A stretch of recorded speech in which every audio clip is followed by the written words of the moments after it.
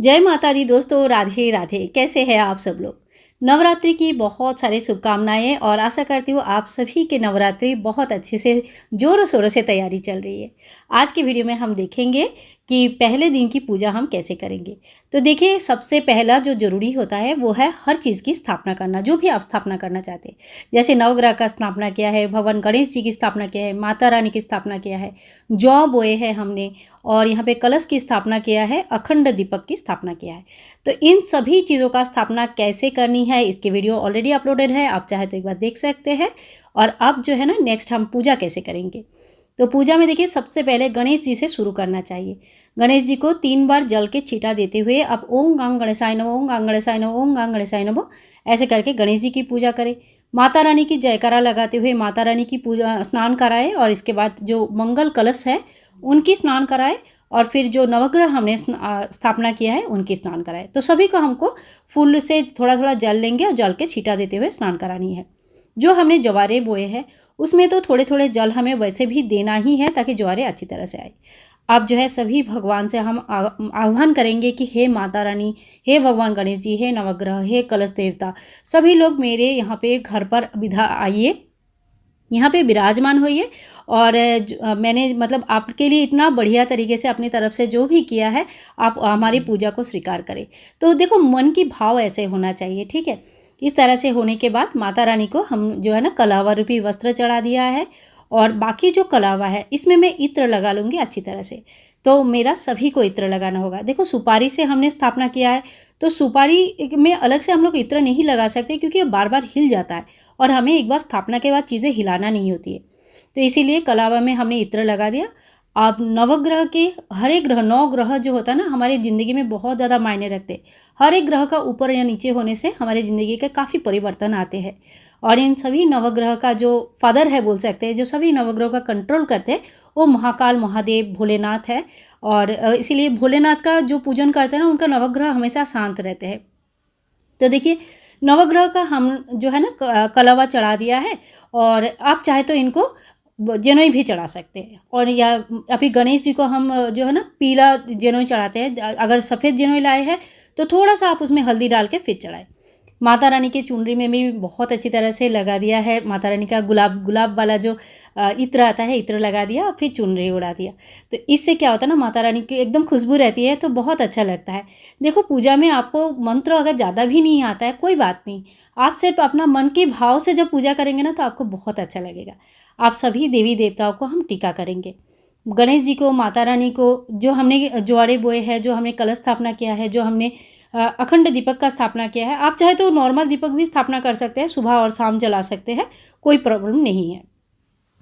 सभी का हम हल्दी और कुमकुम का टीका किया है। और इसके बाद जो नवग्रह है, नवग्रह का हम अष्टगंधा चंदन की टिक्का करेंगे। तो अष्टगंधा चंदन मैंने एक कटोरे में ऐसा बना के रखती हूँ, आप लोगों ने कई सारे वीडियोस में देखे होंगे।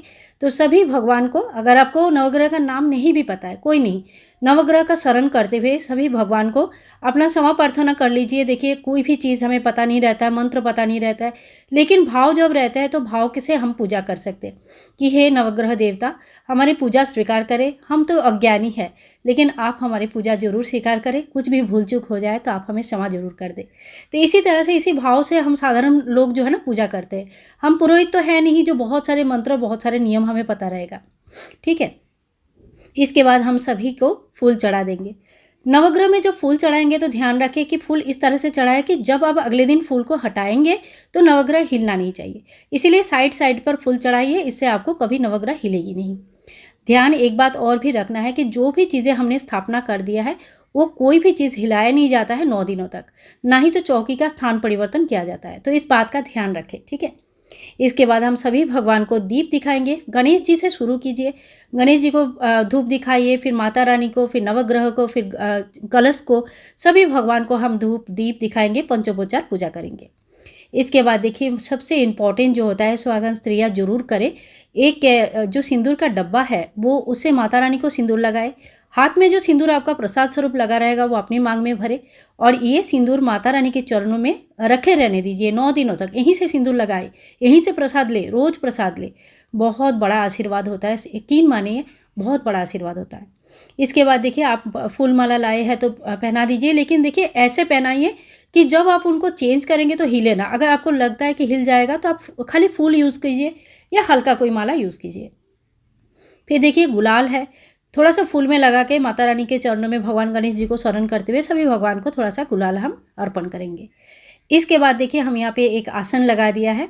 माता रानी के दरबार ना खूब सुंदर करके सजाइए, इससे ना माता रानी बहुत खुश होते हैं। जो भी अपने श्रृंगार का सामान लाए हैं, चाहे दान के लिए लेके आए चाहे अपने लिए लेके आए, माता रानी के चरणों में दे के फिर यूज़ करें। आप चाहे तो इस समय साल भर के लिए जितना सिंदूर यूज़ करेंगे, जो भी आपको लगेगा वो सारे सिंदूर एक ही बार में इकट्ठा लेकर आ जाइए, माता रानी के चरणों में समर्पित कर दीजिए। 9 दिनों तक रहने दीजिए, फिर 9 दिन के बाद माता रानी के चरणों से लेकर आप यूज़ करना शुरू कर सकते हैं। ठीक है, आप देखिए हमने चुनरी भी चढ़ा दिया। भोग प्रसाद में आपको जो है ना बतासा लगा सकते हैं, मिश्री की भोग लगा सकते हैं, फलों का भोग लगा सकते हैं। मुख सिद्धि के लिए आपको इलायची और लौंग का भोग जरूर लगानी है। पान पत्ते भी भोग में लगा सकते हैं। जल जरूर चढ़ाना है। हे माता रानी भोग ग्रहण करें। इसके बाद आप थोड़ा सा दक्षिणा चढ़ा दें। ये दक्षिणा जब 9 दिन पूजा हो जाएगा तो आप किसी छोटे बच्चों को भी दे सकते हैं, किसी जो कन्या पूजन करेंगे उनको दे सकते हैं, किसी ब्राह्मण को दे सकते हैं।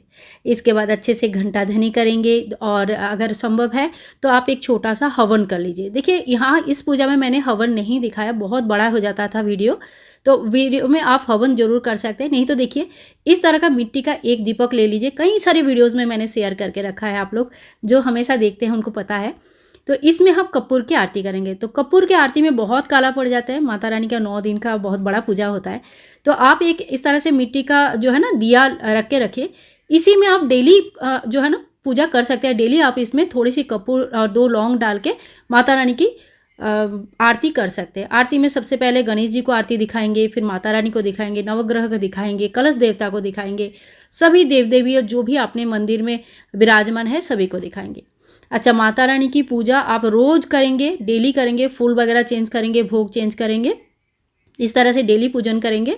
आरती होने के बाद आरती को शांत किया जाता है ठंडा, यानी कि थोड़ा सा फूल में जल ले लीजिए या थोड़ा सा चम्मच में जल लीजिए, आचमन कर लीजिए, 3 बार घुमा के किसी दूसरे पात्र में रख लीजिए। ठीक है, और वो जल बाद में पौधे में डाल दीजिए।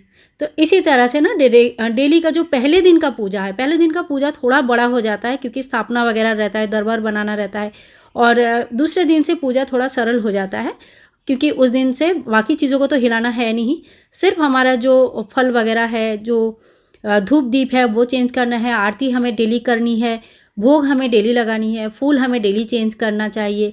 और एक फूल है तो एक ही फूल चढ़ाइए, लेकिन बासी फूल मत रखिए। ठीक है, और आप चाहे तो डेली चुनरी भी चढ़ा सकते हैं। तो इसी तरह से हमें जो है ना रेगुलर का पूजा करना है। रेगुलर पूजा विधि में खास कुछ नहीं रहता है, फिर भी आप लोगों ने बहुत रिक्वेस्ट किया, हो सके तो एक वीडियो मैं अलग से बना दूंगी। आज का वीडियो अच्छा लगे तो please like share and comment, channel को सब्सक्राइब करके रखिए। हैप्पी नवरात्रि।